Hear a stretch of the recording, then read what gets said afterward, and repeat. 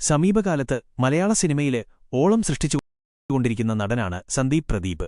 18-ാം പടി എന്ന സിനിമയിലൂടെ വെള്ളിത്തിരയിലേക്ക് ചേക്കേറിയ സന്ദീപ് പിന്നീട് മികച്ച സിനിമകളുടെ ഭാഗമായി. ഫാലിമിയിലൂടെ ശ്രദ്ധിക്കപ്പെട്ട നടന് പടക്കളം എന്ന ചിത്രത്തിലൂടെ വലിയ പ്രേക്ഷക ശ്രദ്ധ പിടിച്ചുപറ്റി. തിയേറ്ററിലെ പ്രദർശനം തുടരുന്ന എക്കോയിലും സന്ദീപ് മികച്ച പെർഫോമൻസ് കാഴ്ചവെച്ചുവെന്നാണ് ആരാധകര് അഭിപ്രായപ്പെടുന്നത്.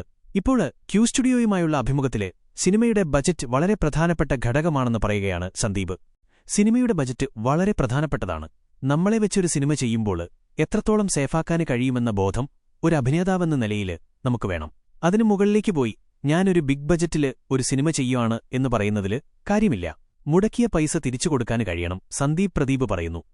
സസ്സായിട്ടില്ലെങ്കില് നല്ല സിനിമയാണെന്ന് പറഞ്ഞിട്ട് കാര്യമില്ലെന്നും സിനിമ വിജയമാകാത്തത് ഒരുപാട് പേരെ നിരാശരാക്കുമെന്നും നടന് പറഞ്ഞു. അതിന്റെ ഒരു ബാലൻസ് എപ്പോഴും കണ്ടെത്തണമെന്നും സന്ദീപ് കൂട്ടിച്ചേർത്തു. മുടക്കുമുതല് തിരിച്ചുകൊടുക്കാന് കഴിയുമെന്ന് വിശ്വാസമുള്ള സിനിമകളാണ് ഞാന് തിരഞ്ഞെടുക്കുക. അങ്ങനെയുള്ള സിനിമകളായിരിക്കും ഞാന് പ്ലാന് ചെയ്യുക. പൊങ്ങാത്തത് ചെയ്തിട്ട് കാര്യമില്ല, സന്ദീപ് പറയുന്നു. ദിഞ്ചിത് അയ്യത്താന് സംവിധാനം ചെയ്ത എക്കോ മികച്ച പ്രേക്ഷക പ്രതികരണമാണ് നേടിയത്. പടക്കളത്തിനു ശേഷം സന്ദീപ് പ്രദീപ് നായകവേഷത്തിലെത്തിയ ചിത്രത്തില് ബിയാന മോമിന്, നരേന്, വിനീത്, സൗരഭ് സച്ദേവ തുടങ്ങിയവരും പ്രധാന വേഷങ്ങളിലെത്തിയിരുന്നു.